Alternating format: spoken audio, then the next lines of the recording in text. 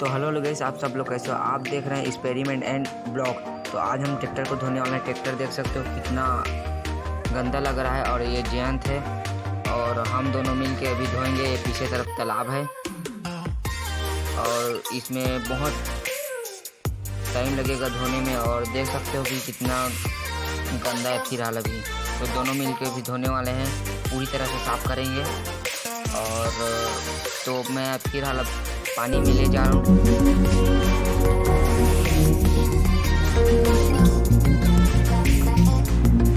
फिलहाल तो मेरा बड़ा भाई ट्रैक्टर में चला गया है और वो गोल गोल घुमा रहा है। इससे क्या होगा कि जो मिट्टी है वो निकल जाएगा, मिलेगा। अभी फिलहाल तो गोल गोल घुमा रहा है, देख सकते हो गाइस।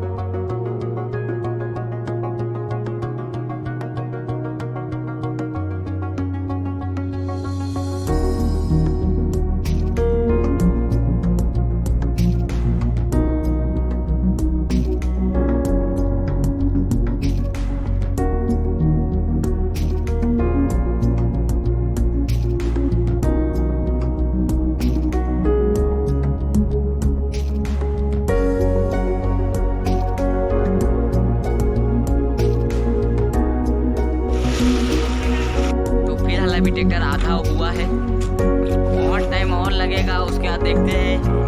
अभी देखो कैसे दिख रहा है ट्रैक्टर, अभी और धोएंगे इसको।